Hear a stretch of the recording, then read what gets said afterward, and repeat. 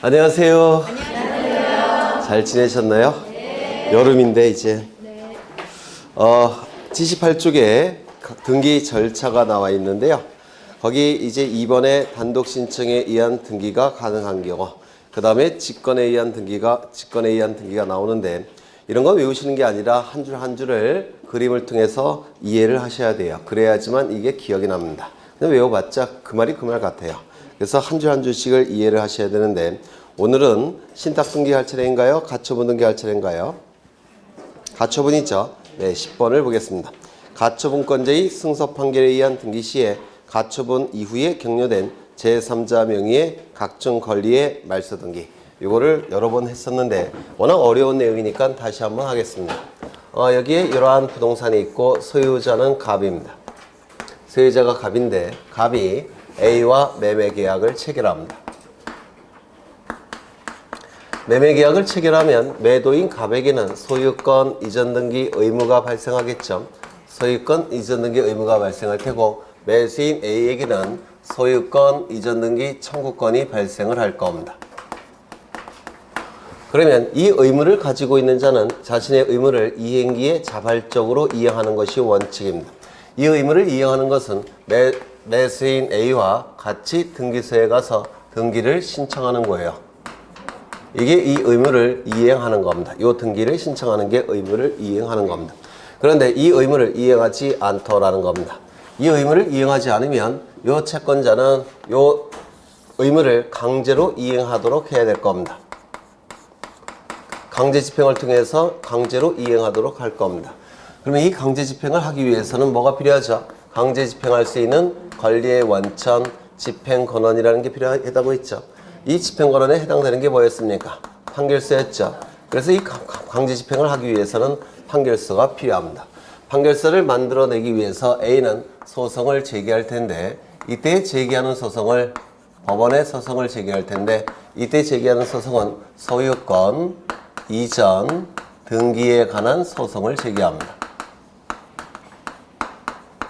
소유권 이전 등기에 관한 소송을 제기할 텐데, 이 소송 제기에 대해서 법원은 소가 제기된 시점부터 판결이 확정이 되기까지, 법원의 판결이 나오기까지는 긴 시간이 걸린다고 했죠. 기억나셔요? 소가 제기된 시점부터 판결이 확정이 되기까지는 긴 시간이 걸린다고 했습니다.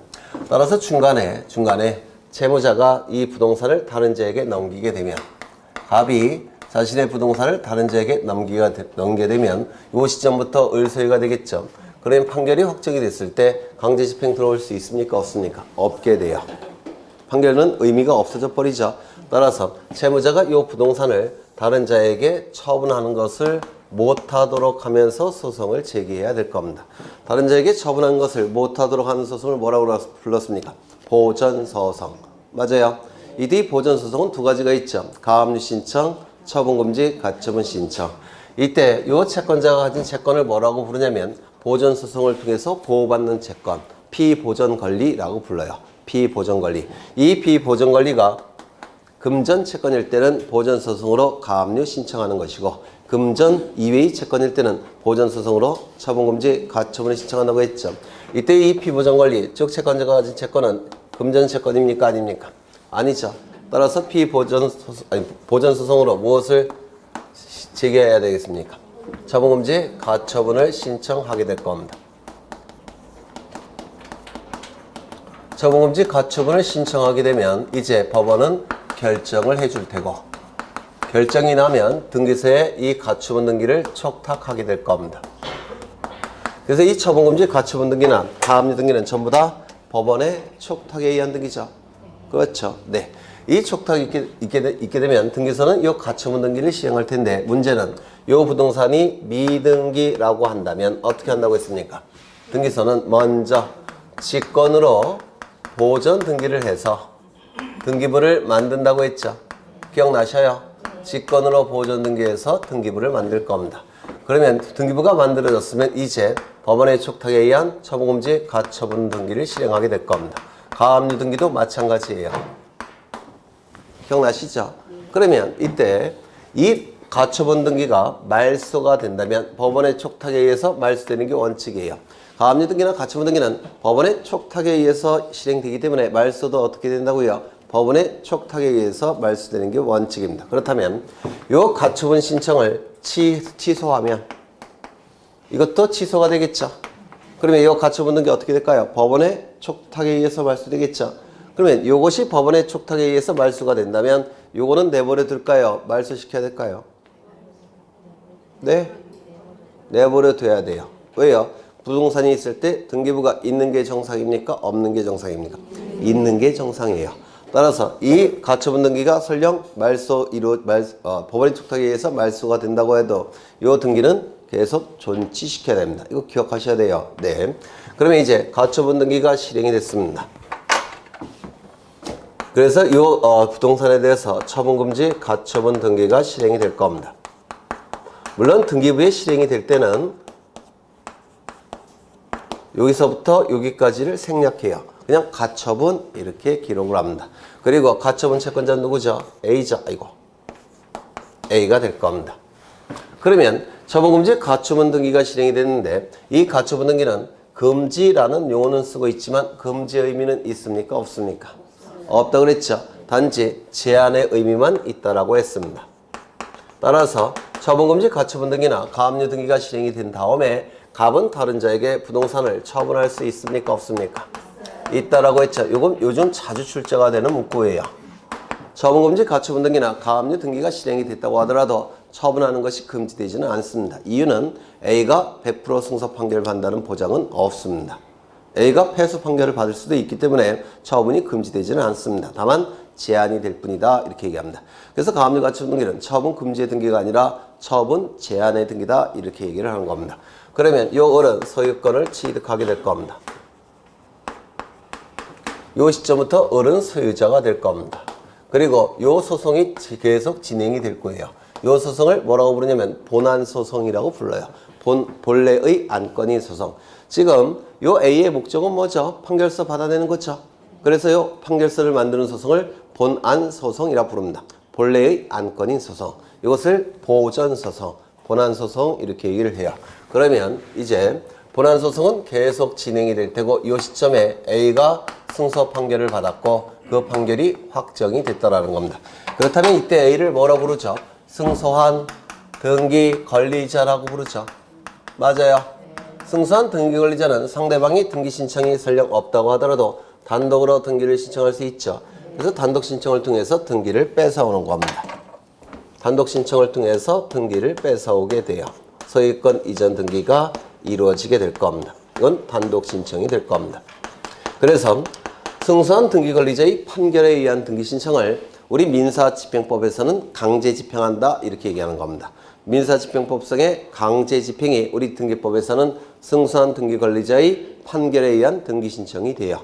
그래서 표현은 다르지만 같은 의미가 되는 겁니다.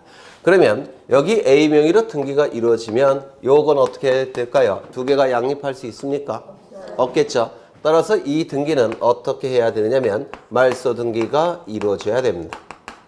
이 가처분 등기를 통해서 을에게 이미 경고했죠.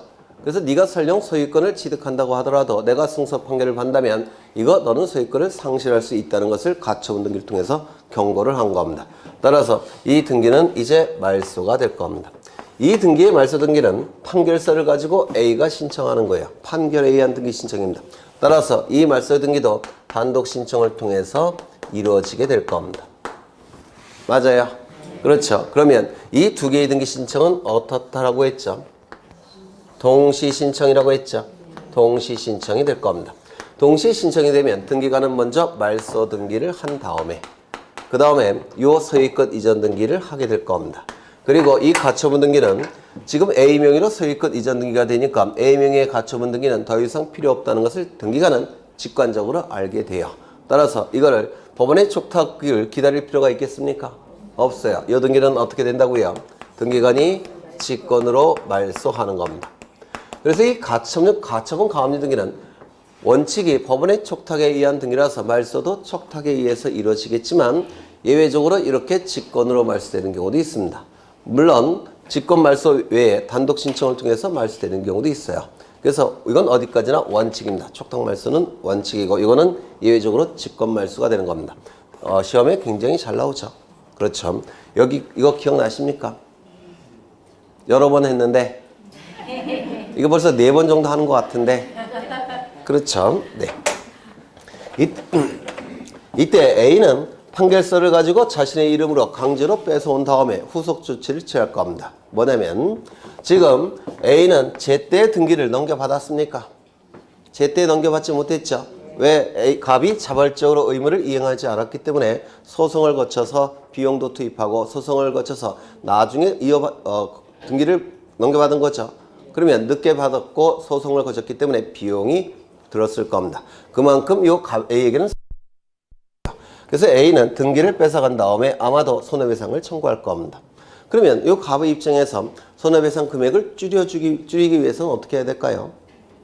얘가 판결서를 가지고 단독으로 등기 신청할 때까지 기다리면 손해배상은 점점 늘어날 거예요. 그러면 그 전에 미리 등기를 넘겨주면 좋을 겁니다. 맞아요? 네. 그래서 이때 이 갑이 A에게 그럽니다. 내가 등기해 줄게. 우리 등기소에 가자. 그래서 공동신청도 가능하다 이렇게 얘기합니다. 원칙은 단독 신청이지만 공동 신청도 가능합니다. 미리 등기해 주더라는 겁니다. 그러면 금액을 줄일 수가 있습니다.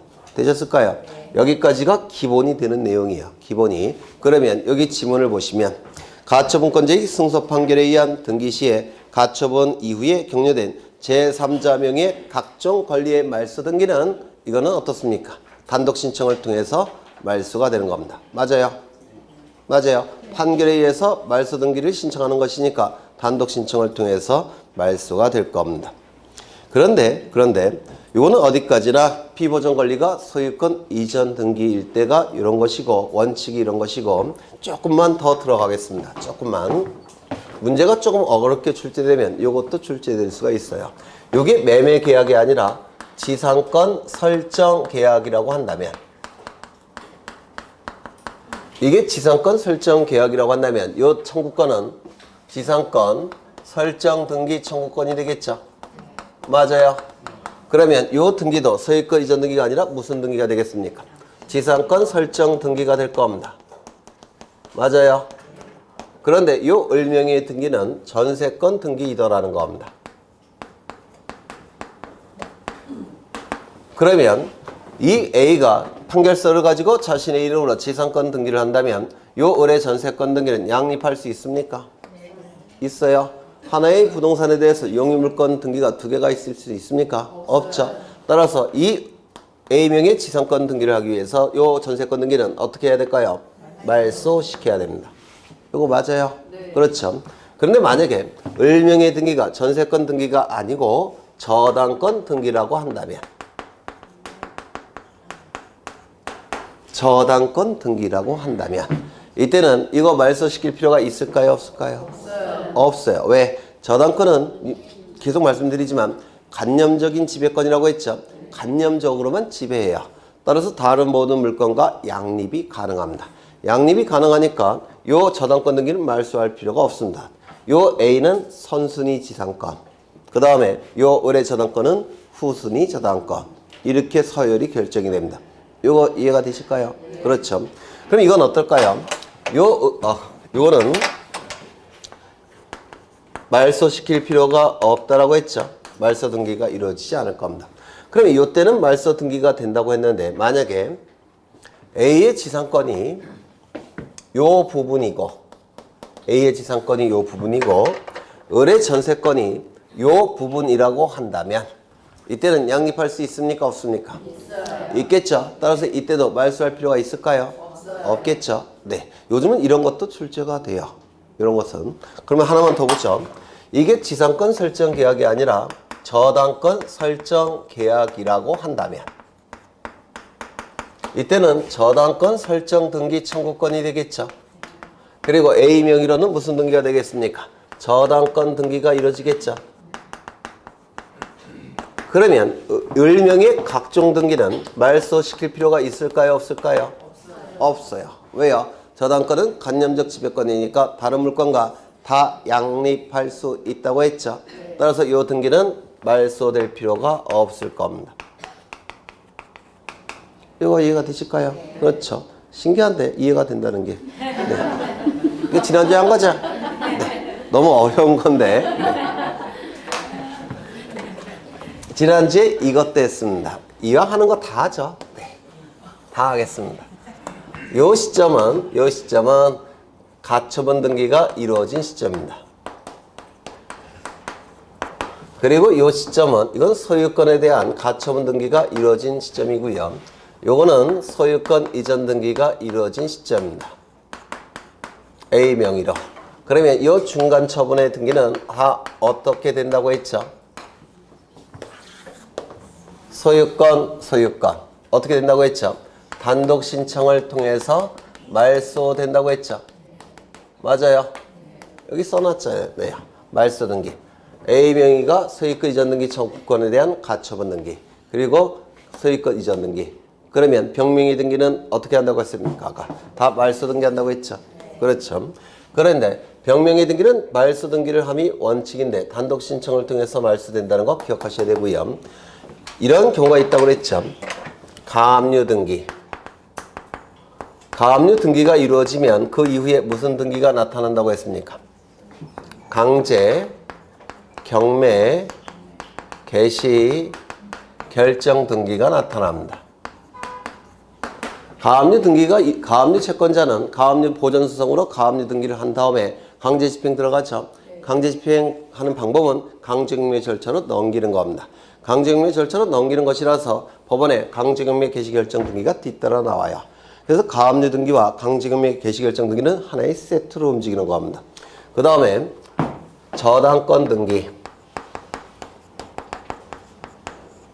그 다음에 전세권 등기, 담보가 등기, 이런 것들은 공통점이 있는데 뭘까요? 네, 저당권, 전세권, 담보가 등기 공통점이 있는데 뭘까요? 담보물권 아닌가요? 전세권도 담보물권적 속성이 있죠. 전세기간이 종료가 됐음에도 불구하고 전세금 반환이 이루어지지 않으면 전세금에 대해서 전세금 반환을 위해서 경매 절차로 넘기는 거 아닙니까? 그래서 이것도 담보물권적 성질이 있어요. 그러면 이 담보물권은 뒤에 임의경매 개시결정 등기가 뒤따라 나옵니다.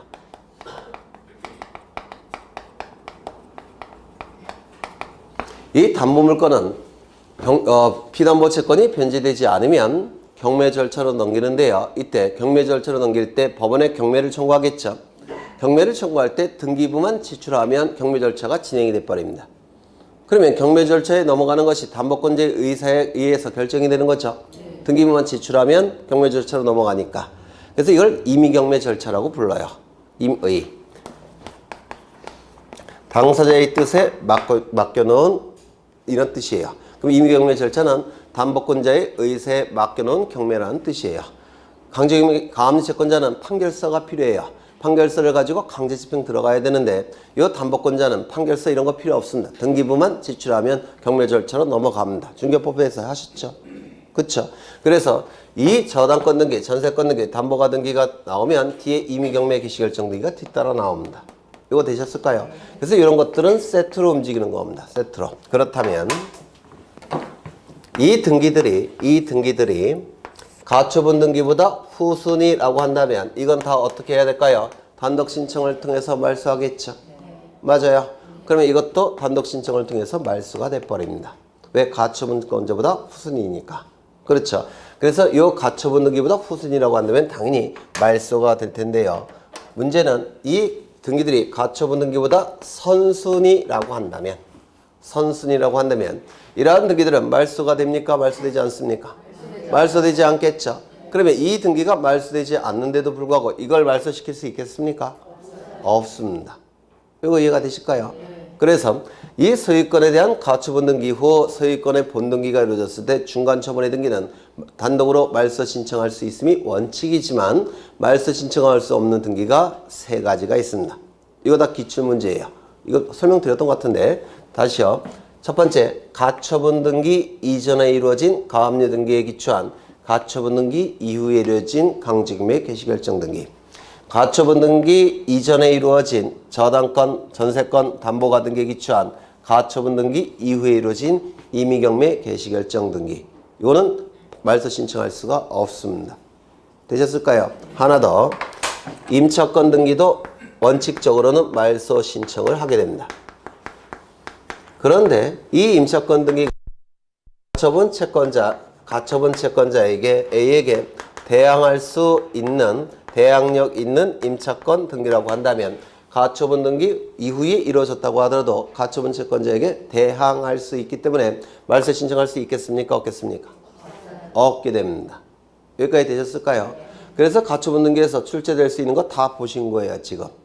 가장 어려운 것까지. 네. 그러면 뭘 보려고 하는 거냐면 10번을 보시면 가처분권자의 승소 판결에 기한 등기 시에 가처분 이후에 격려된 제3자 명의의 각종 권리의 말소 등기 어떻게 이루어진다고요?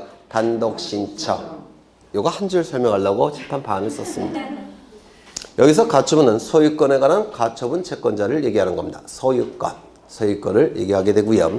그 다음에 직권에 의한 등기 나와 있는데 원칙은 사적자치 원칙상 신청주의가 원칙이라고 했죠. 그래서 신청이 있어야지만 등기관은 등기를 실행할 텐데 예외적으로 법률의 근거 규정이 있을 때는 법원의 명령에 의한 등기도 이루어지고 등기관의 직권에 의한 등기도 이루어진다고 했죠. 이때 법원의 명령에 의한 등기는 어느 절차에서 나타난다고 했습니까? 이신청 절차에서만 나타난다고 했죠. 그 다음에 이제 직권에 의한 등기를 보시게 될 겁니다. 직권. 이런 것들도 외우시는 게 아니라 하나하나씩 이해하셔야지만 응용이 됐을 때 득점하실 수가 있습니다. 먼저 1번을 보시면 미등기 부동산에 관하여 법원의 소유권에 관한 처분 제한 등기의 촉탁이 있는 경우 직권, 소유권, 보조 등기. 이거 기억나십니까? 여기서도 보셨죠? 직권, 소유권, 보조 등기. 그렇죠? 그런데 이 직권에 의한 소유권 보전 등기가 이루어지기 위해서는 일정한 요건을 갖춰야 됩니다. 두 가지 요건이 있는데요. 첫 번째, 법원의 촉탁일 걸 요구합니다. 그러면 세무서에 압류 등기 촉탁이 있을 때는 직권 보전 등기 할 수 있을까요? 없을까요? 어려우셔요. 다시요. 이 직권에 의한 보전 등기가 이루어지기 위해서는 법원의 촉탁이 있어야지만 직권 보전 등기가 가능해요. 두 번째는 소유권에 관한 처분 제한 등기 촉탁이 있어야지만 직권 보전 등기가 가능합니다. 결국은 법원이 소유권에 관한 처분 제한 등기 촉탁이 있을 때만 직권 보전 등기를 합니다. 그렇다면 세무서에 압류 등기 촉탁이 있을 때 미등기 부동산에 관한 세무서의 압류 등기 촉탁이 있을 때 직권 보전 등기 가능합니까? 불가능합니까? 불가능해요. 왜요? 법원이 아니니까. 맞아요? 네, 좀 기억해 두셔야 돼요. 세무서에 압류 등기 촉탁이 있을 때는 직권 보전 등기 할 수 없습니다. 이거 좀 기억해 두시죠. 법원의 소유권에 관한 처분 제한 등기 촉탁이 있을 때만 직권 보전 등기가 가능합니다. 두 번째, 그렇다면 법원의 촉탁에 의해서 처분 제한 등기가 말소가 됐을 때 직권에 의한 보전 등기도 말소합니까? 말소하지 않습니까? 말소하지 않는다고 했죠? 기억나셔요? 오늘 한 건데. 그렇죠? 네. 그래서 이거 좀 기억해 두시고요. 2번을 보시면 행정구역 또는 그 명칭이 변경된 경우 부동산 표시 변경 등기, 등기명인 표시 변경 등기 나와 있는데요. 이건 뭘 얘기하느냐면 행정구역이나 그 명칭 변경은 법령에 의해서 바뀌는 겁니다. 법령에 의해서. 그러니까 국회가 만든 법령에 의해서 바뀌는 것이니까 바뀌는 시점은 어느 시점일까요? 법령의 효력이 발생하는 시점이 될 겁니다. 맞아요. 그럼 법령의 효력이 발생하는 시점에 행정구역이나 명칭이 바뀌었으니까 등기부에 기록된 소재지 그리고 등기명인에 관한 주소지 이것도 바뀌어야 되겠죠. 어느 시점에 바뀐 것으로 간주할까요? 법령의 효력이 발생하는 시점에 바뀐 것으로 간주해야 됩니다. 맞아요. 그러면 등기관이 발견했다면 이거 어떻게 해야 될까요? 직권으로 고칠 수 있겠죠. 이미 바뀐 거니까. 이거 이해가 되실까요? 그렇죠. 법령에 의해서 행정구역이나 명칭이 바뀌었기 때문에 등기관이 발견한다면 알아서 고칠 수가 있다는 겁니다. 그렇다면 등기명인이 신청할 수도 있습니까? 있습니다. 왜냐하면 가장 이해관계가 많은 자는 등기명인이 되겠죠. 그래서 신청이 원칙이지만 등기관이 직권으로 바꿀 수도 있다는 겁니다. 왜? 법령의 효력이 발생한 시점에 이미 바뀌었으니까. 그러면 이 행정구역 또는 그 명칭이 들어가는 부분이 어디입니까? 소재지. 그 다음에요. 주소지. 등기명인 주소지. 맞아요? 그렇죠. 그래서 이것도 좀 기억해 두시는데 직권도 가능하다는 뜻입니다. 반드시 직권으로 하는 건 아니고요. 가장 이해관계가 많은 자는 등기명인이기 때문에 신청이 원칙입니다. 다만 직권도 가능하다는 겁니다. 그 다음에 3번 소유권 이전 등기 신청에 있어서 등기 의무자의 직권, 주소, 변경 등기. 소유권 이전 등기 밑줄 치셔야 되고 주소 기억해 두셔야 됩니다. 이건 대단히 중요한데요.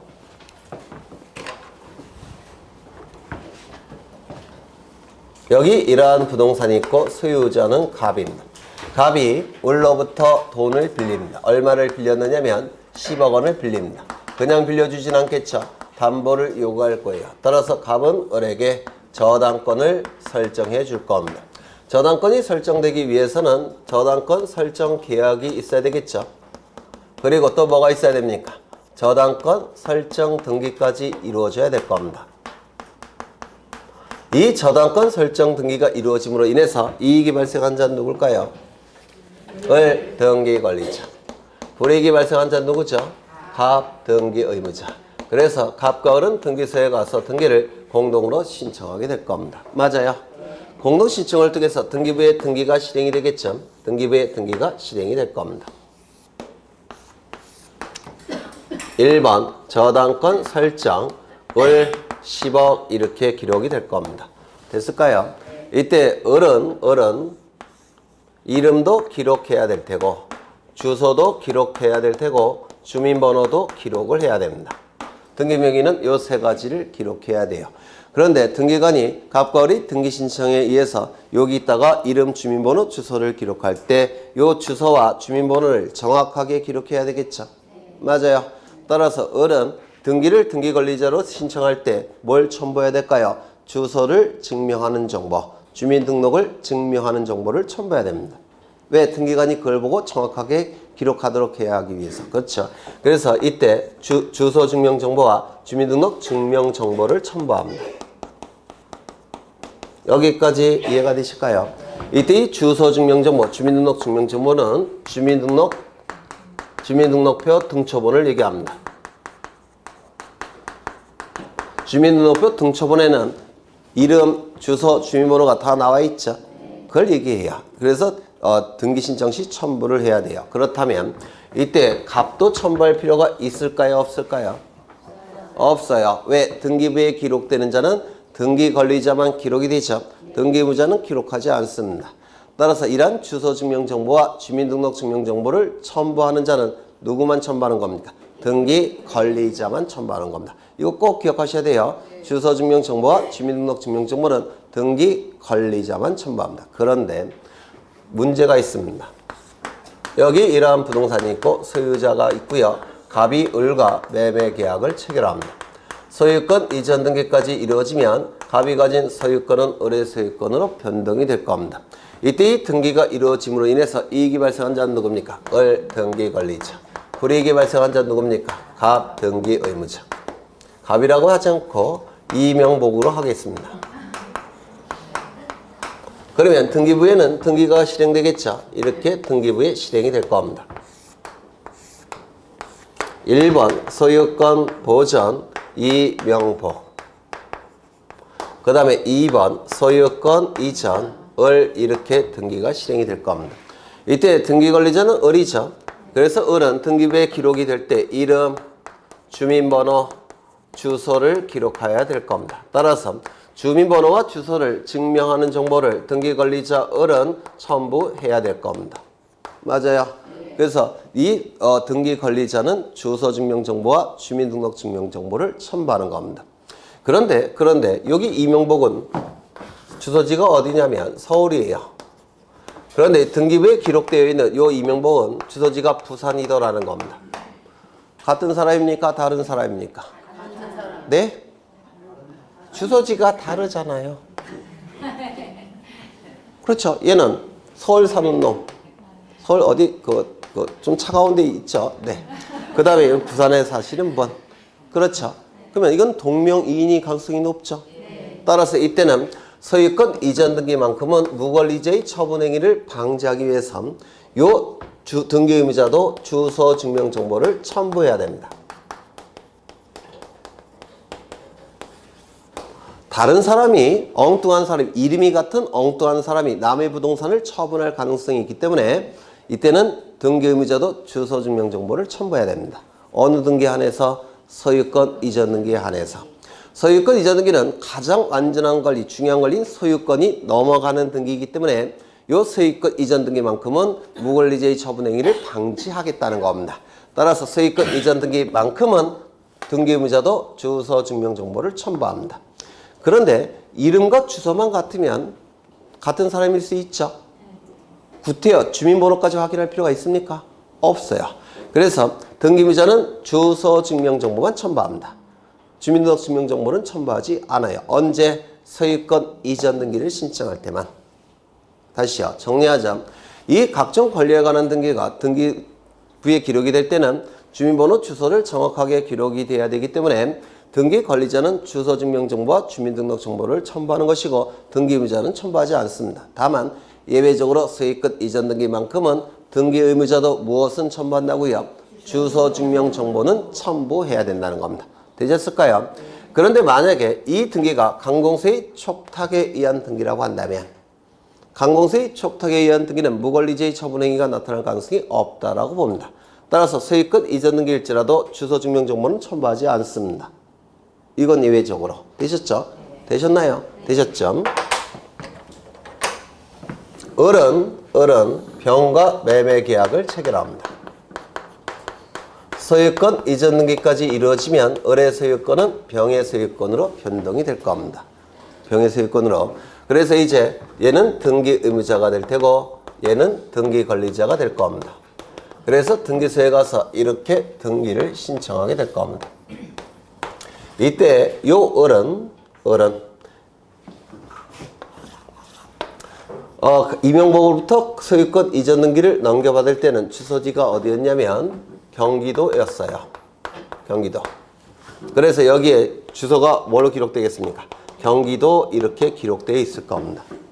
그런데 병과 등기를 신청할 때는 주소지가 바뀌었어요. 이사를 해서 서울로 바뀌었다는 겁니다. 서울로 바뀌었어요. 그러니까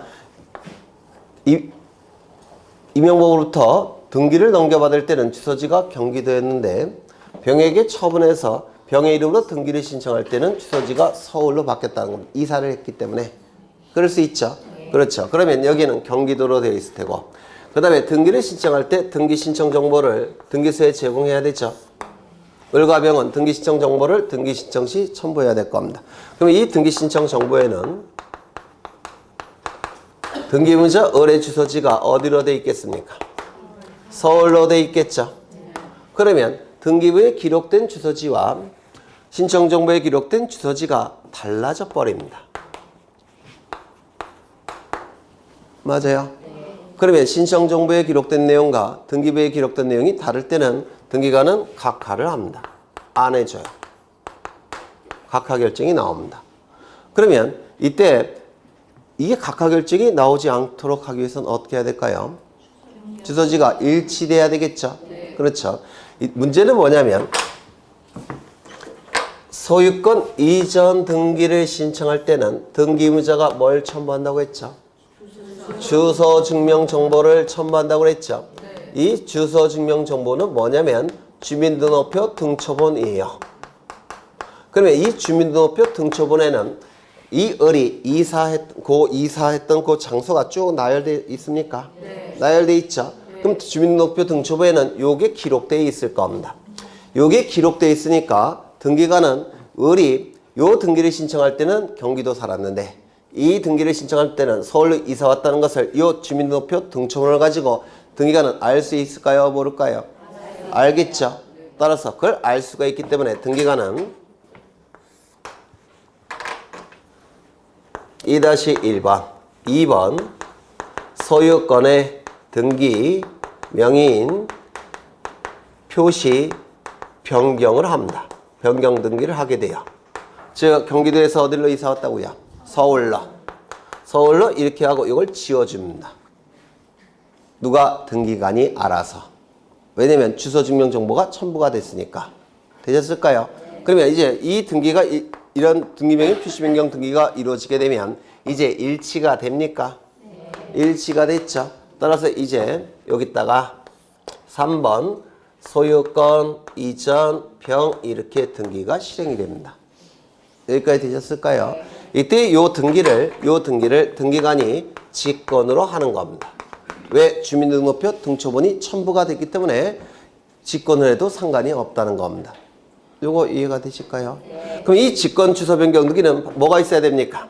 소유권 이전 등기에서만 나타나는 겁니다. 다른 등기에서는 나타날 수가 없어요. 왜? 다른 등기에서는 등기임자가 주소 증명 정보를 첨부합니까? 안 합니까? 안 하기 때문에 그렇습니다. 이거 되셨을까요? 이거 좀 중요하니까 좀 기억해 두셔야 돼요. 그래서 소유권 이전 등기 신청에 있어서 등기임자의 직권 주소 변경 등기, 요거 바로 요걸 얘기하는 겁니다. 소유권 이전 등기에 있어서 등기임자의 직권에 의한 주소 변경 등기. 되셨을까요? 좀 어렵죠? 이거 두 번째인가 세 번째 설명하는 건데 여러분은 처음 듣는 것 같죠? 네. 그 다음에 하나씩 다 보실 거예요. 그 다음에 4번을 보시면 등기간의 가호로 인한 등기의 착오 또는 유료가 있는 경우 직권 경정 등기. 이것도 대단히 중요하다고 설명을 드린 적이 있습니다.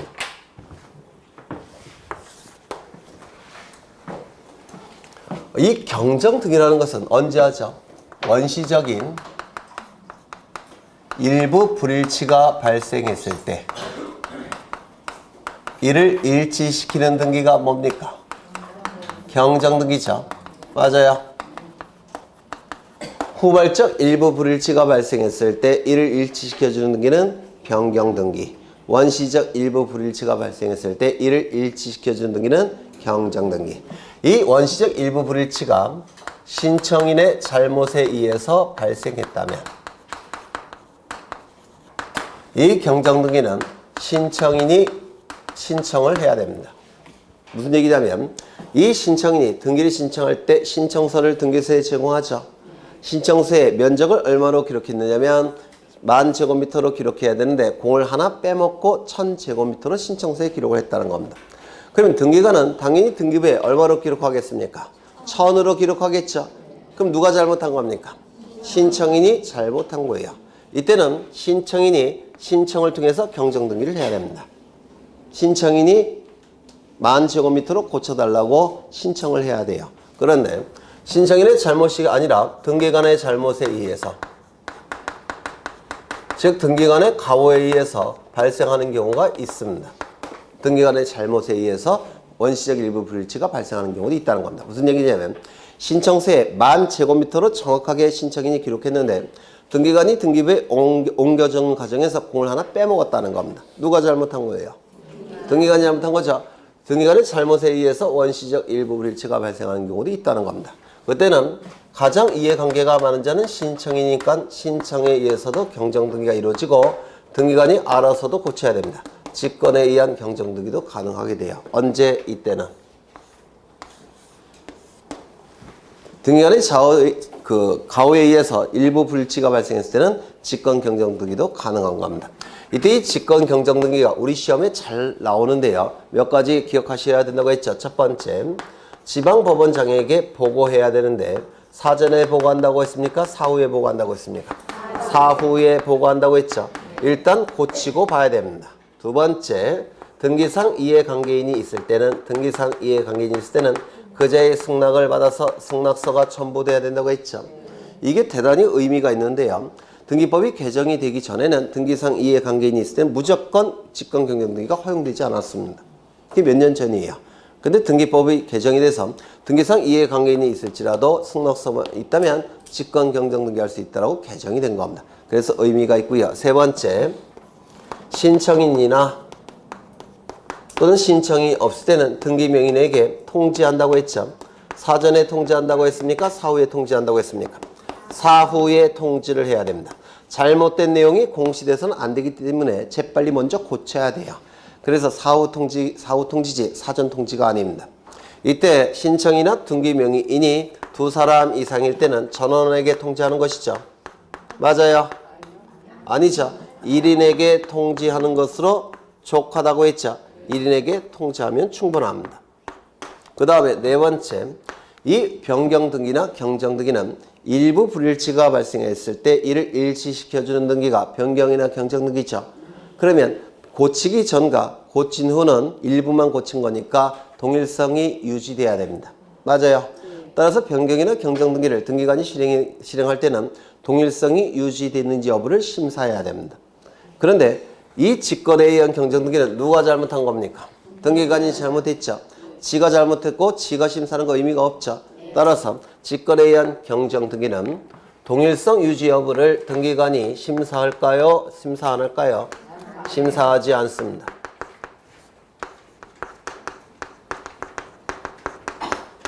그래서 이 직권 경정등기는 이 정도가 자주 출제가 돼요. 그래서 이것도 여러 번 설명한 거죠. 이제 앞으로 설명하는 것은 전부 다 반복하는 거예요. 계속 반복이 되는 겁니다. 그러면 지문을 보시면 등기관의 과오로 인한 등기의 착오 또는 유류가 있는 경우 직권 경정등기 이걸 얘기하는 겁니다. 등기관이 잘못했으니까 직권 경정등기도 가능하다는 겁니다. 지가 알아서 고친다는 겁니다. 물론 신청에 의해서도 경정등기 가능한 겁니다. 그렇겠죠? 네. 그래서 이것도 좀 기억해 두셔야 되고요. 그 다음에 관할 위반의 등기 또는 등기할 사항이 아닌 등기 직권말소 29조 제1호 위반 관할 위반 29조 제2호 위반 사건이 등기할 것이 아닌 경우 이때는 각하돼야 되겠죠. 그런데 각하되지 않고 등기가 실행이 됐을 때 이 실행된 등기는 당연부여 직권말소 이의신청 기억나십니까? 네. 그렇죠. 그래서 직권말소 나오고요. 그 다음에 소유권의 가등기에 기한 본등기 시 중간 처분의 등기의 직권말소 이거 기억나셔요? 네. 안 나시는 분이 더 많죠. 네. 그래서 이 부분이 시간이 많이 걸려요. 일일이 다 할 거니까. 이거 외워봤자 암기 안 돼요. 한 줄 한 줄씩을 떠올리셔야 돼요. 이걸. 네. 등기법을 잘 하시는 방법은 간단해요. 제가 판사한 거 연습장에 그려보시면 돼요. 작년인가 재작년에 해군에서 예편하신 어르신이 한 분 계셨는데 그때 69인가 70이셨는데 등기법 다 맞으셨어요. 모의고사 때도 한 개, 두 개입니다. 그래서 제가 여쭤봤죠. 어떻게 4월인가 5월달에 오셨어요. 처음 공부하신 게. 그래서 어떻게 저도 신기하잖아요. 어떻게 공부하시는지 여쭤봤더니 일단 연습장에 제가 판사한 걸 한번 그려본대요. 그 다음에 이렇게 눈을 감고 떠올린대요. 판사한 것을. 이게 절차법이기 때문에 절차를 이해하시는 데서 우리가 몸으로 경험하면 제일 좋죠. 근데 몸으로 경험할 수 없으니까 그림을 그리는 겁니다. 절차니까. 그래서 이 그림을 좀 떠오르시면 등기법 어렵지 않습니다. 저도 그 어르신이 참 신기하던데. 네. 4월 달에 오셨는데 그것도 등기법을. 네. 그런 분들은 민법을 잘 하실까요? 못 하실까요? 아주 잘 하십니다. 네. 등기법을 그렇게 잘 하시는데, 네. 뭘 하다가. 네? 몇 번이죠? 5번. 6번. 6번을 보겠습니다. 6번. 여기 이러한 부동산이 있고요. 소유자는 갑입니다. 이것도 여러 번 한 거예요. 여러 번이 아니라 한 번은 했던 것 같아요. 갑이 소유자인데 갑이 을에게 먼저 소유권 이전에 가등기를 합니다. 을에게. 그 이후에 갑은 병에게 두 번째로 소유권 이전 등기를 해줍니다. 그 이후에 요 을은 가등기에 기해서 본등기를 하게 됩니다. 그런데 본등기와 가등기는 순위번호를 같이 쓰죠. 얘가 아니라 여기 이렇게 보시면 1번 소유권 보전 갑에서 2번 소유권 이전 청구권 가등기 을 그 다음에 3번 소유권 이전 병 이렇게 등기가 된 겁니다. 이게 맞아요. 그렇죠. 본등기를 하게 되면 본등기는 이렇게 해요. 여기를 컴퓨터 파일 형태이기 때문에 여기 칸을 집어넣는 게 굉장히 쉬워요. 전산등기부라서 지금. 그러면 여기다가 실선을 긋고 여기 소유권 이전을 이렇게 본등기를 합니다. 그러면 물건을 취득하는 시점은 어느 시점이죠? 본등기 시점에 물건을 취득한다고 했죠. 그렇죠. 여기 본등기 한 날짜를 기록합니다. 날짜가 기록되어 있어요. 그 날짜에 어른 소유권을 취득하는 겁니다. 다만 순위는 어느 시점을 기준으로 결정될 수밖에 없습니까? 가등기 시점을 기준으로 결정될 수밖에 없어요. 왜? 같이 쓰니까. 그렇죠? 이거 이해가 되셔요? 본등기 시점에 소유권을 취득해요. 여기 날짜가 기록되어 있기 때문에 본등기 날짜가 있습니다. 그 시점에 소유권을 취득합니다. 다만 순위가 결정되는 시점은 가등기 시점이 될 수밖에 없어요. 이거 되셨을까요? 가등기와 본등기는 순위 번호를 같이 쓰고 있기 때문에 본등기가 갑구면 가등기도 갑구가 될 수밖에 없고 본등기가 을구면 가등기도 을구가 될 수밖에 없습니다. 또한 본등기가 주등기면 가등기도 주등기가 될 수밖에 없고 본등기가 부기등기면 가등기도 부기등기가 될 수밖에 없습니다. 이거 이해가 되실까요? 그러면 순위 번호를 가등기 시점을 기준으로 결정이 돼버리니까 이 병은 가등기 이후에 병이 소유권 이전 받은 것이죠. 누구로부터 받았을까요? 갑으로부터 받았겠죠. 이건 마치 무권리자의 처분행위와 대단히 유사합니다. 맞아요. 따라서 무권리자의 처분행위와 유사하기 때문에 이 병명의 등기는 무권리자의 처분행위로 와서 어떻게 할까요? 직권으로 말소해야 됩니다. 그렇겠죠. 그렇다면 이게 만약에 전세권 등기라고 한다면 어쩔까요? 지금 요 시점을 기준으로 우리 소유권을 취득한 것과 같은 결과라고 했죠. 그러면 병에게 전세권 설정해 준 것은 누가 해줬을까요? 갑이 해준 거 아닙니까? 이것도 무권리자의 처분행위로 볼 수가 있습니다. 물건을 설정하기 위해서 물건이 있어야 돼요. 처분권한 처분 능력이 있어야 합니다.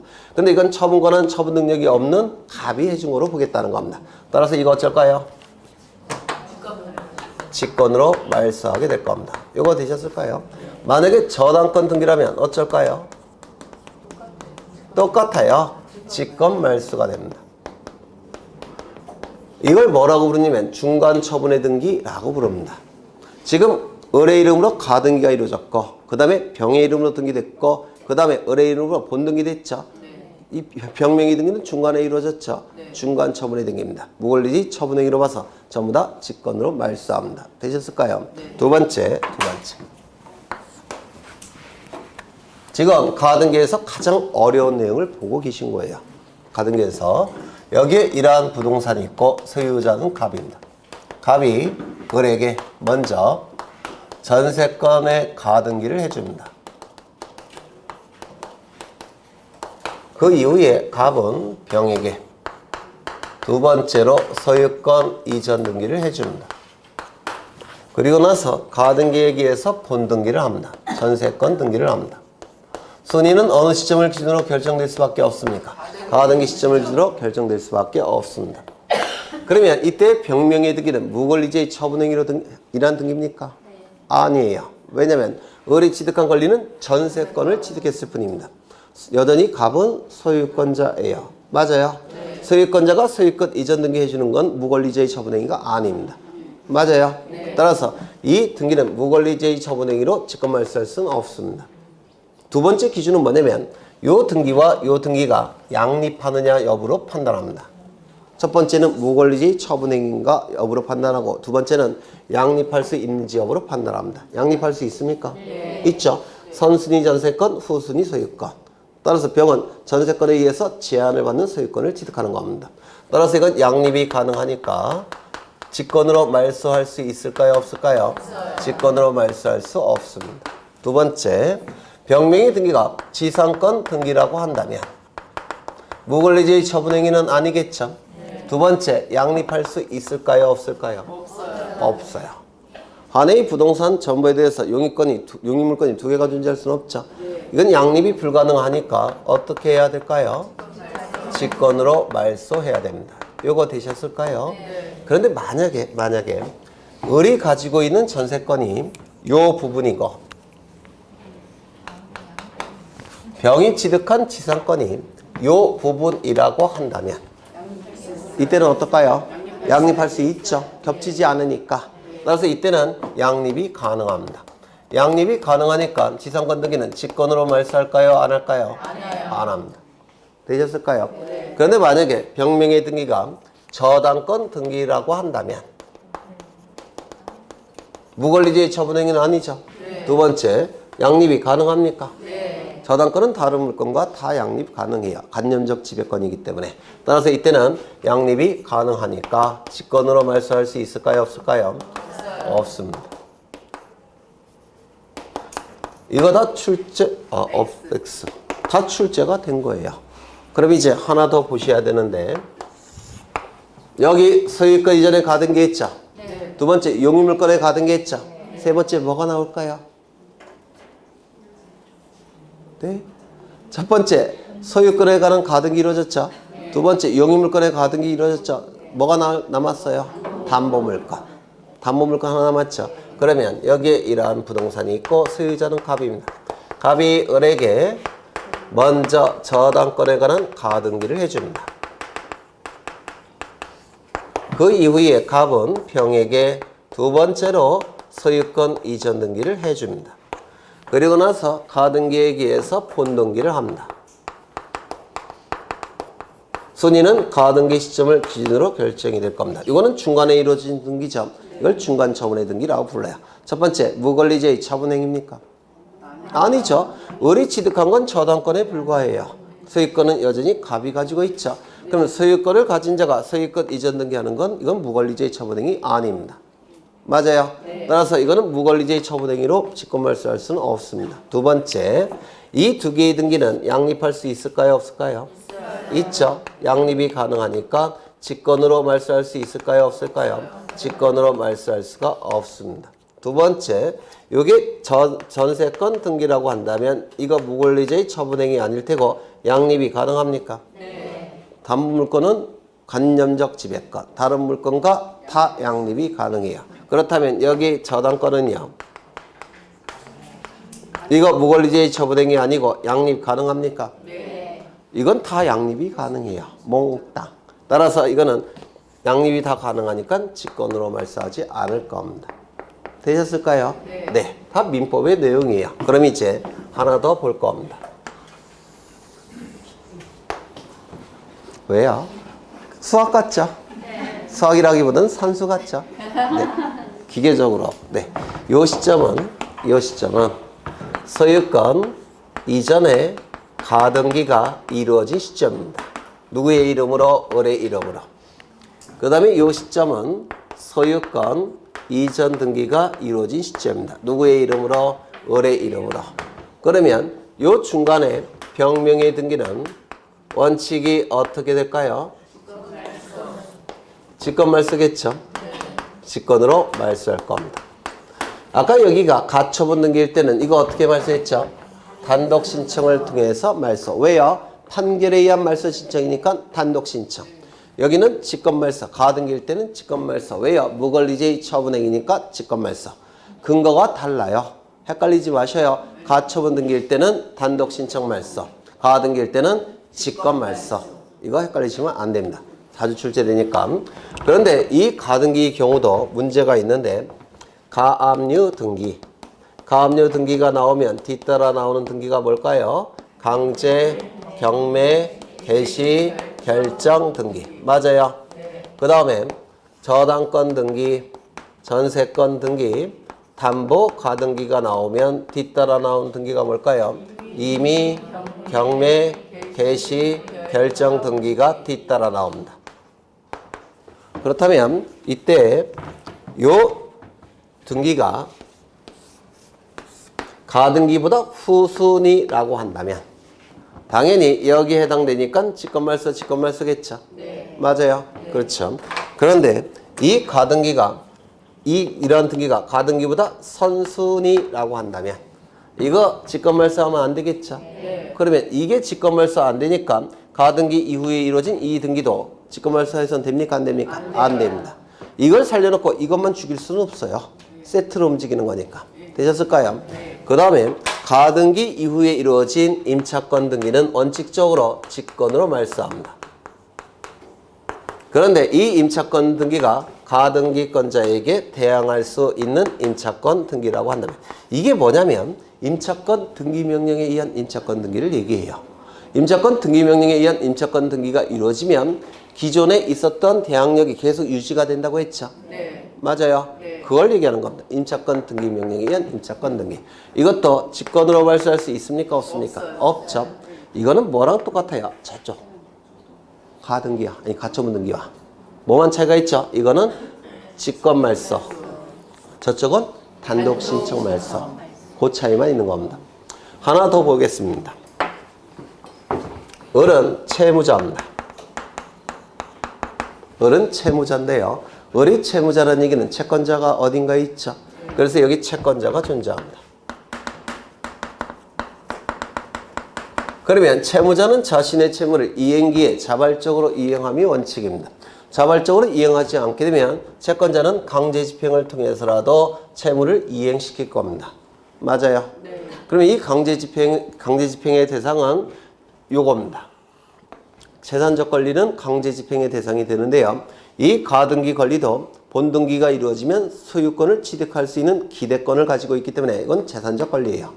이것도 재산적 권리니까 요 채권자가 요 가등기 권리를 강제집행할 수가 있습니다. 그러면 강제집행하기 위해서 뭐가 필요하죠? 판결서. 맞아요. 판결서를 만들기 위해서 저기 컨닝하셔도 돼요. 판결서를 만들기 위해서 소송을 제기할 겁니다. 근데 소가 제기된 시점부터 판결이 확정이 되기까지는 긴 시간이 걸리겠죠. 네. 그러면 가등기 권리를 다른 데 빼돌려 버리면 강제집행 못 하겠죠. 네. 따라서 빼돌리지 못하게 뭘 합니까? 보존성 가압류 가처분을 신청하겠죠. 네. 맞아요. 네. 그래서 요 가등기 자체에 대해서 채권자 이름으로 가압류나 가처분 등기가 이루어지는 경우가 있습니다. 가등기 권리에 대해서 가압류 가처분 등기가 이루어지는 경우도 있다는 겁니다. 되셨을까요? 네. 그러면 본등기가 이루어졌을 때 요 가등기 자체에 대한 가압류 가처분 등기는 가등기 이후에 이루어졌으니까 직권으로 말소할까요? 말소하지 않을까요? 말소하지 않아요. 왜요? 여기 직권으로 말소할 수 있었던 근거는 뭐죠? 무권리자의 처분행위. 그렇다면 이때 요 가압류 가처분 등기는 무권리자의 처분행위에 의한 등기입니까? 이건 아니죠. 권리자의 정당한 권리행사 아닙니까? 따라서 가등기 자체에 대한 가압류 가처분 등기는 권리자의 정당한 권리행사에 의한 등기니까 직권으로 말소할 수가 없습니다. 되셨을까요? 네. 그렇죠. 그러면 소유권 이전의 가등기 후 소유권 이전의 본등기 전에 이루어진 등기는 원칙적으로 직권으로 말소하지만 네 가지는 직권으로 말소하지 않습니다. 네 가지는 첫 번째, 가등기 이전에 이루어진 가압류 등기에 기초한 가등기 이후에 이루어진 강제경매 개시결정 등기. 두 번째, 가등기 이전에 이루어진 저당권, 전세권, 담보가등기에 기초한 가등기 이후에 이루어진 임의경매 개시결정 등기. 세 번째, 가등기권자에게 대항할 수 있는 임차권 등기. 네 번째, 가등기 자체에 대한 가압류 가처분 등기. 요 네 가지는 직권으로 말소할 수가 없습니다. 되셨을까요? 네. 그런데 여기서는 가처분 등기 자체에 대한 가압류 가처분 등기가 있나요? 없나요? 없어요. 없죠. 여기는 세 가지죠. 네. 그럼 왜 그러냐면 여기 A가 채무자고 그 다음에 여기 채권자가 예를 들어서 있다라고 보죠. 그러면 채무자가 자신의 채무를 이행하지 않게 되면 강제집행을 통해서 이행해야 되겠죠. 네. 이행하도록 해야 되겠죠. 강제집행하기 위해서는 판결서가 필요할 테고 판결서를 받아내기 위해서는 시간이 걸린다고 했죠. 이때 요 A가 가진 재산에 대해서 강제 집행해야 되는데 빼돌리는 것을 막기 위해서 보존소송을 같이 제기한다고 했죠. 보존소송은 뭐가 있죠? 가압류 가처분. 가압류 가처분의 대상이 되기 위해서는 재산적 권리여야 돼요. 그런데 가처분 등기는 재산적 권리가 아닙니다. 가처분은 처분 권능을 제한하는 뿐이기 때문에 처분 권능만을 제한하는 것이기 때문에 가처분 등기는 재산적 권리가 아닙니다. 재산적 권리가 아니니까 가처분 등기 자체에 대한 가압류 가처분이 가능할까요? 아니요. 안 됩니다. 그래서 여기서는 3개밖에 안 나와요. 가처분 등기에 대한 가압류 가처분 등기라는 게 없기 때문에 그렇습니다. 되셨을까요? 네. 여기는 4개, 저기는 3개. 그래서 가처분 등기와 가등기와 가처분 등기에서 가장 중요하고 어려운 내용입니다. 여기. 이것만 이해되시면 등기법이 훨씬 쉬워진 겁니다. 되실 수 있을까요? 네, 지금은 안 돼도 괜찮아요. 아직 시간이 많으니까. 뭐 문제 풀이할 때도 할 테고 앞으로 쭉 할 겁니다. 되셨죠? 네. 지금 1시간 동안에 몇 개 한 거야? 네, 잠시 쉬었다 하겠습니다.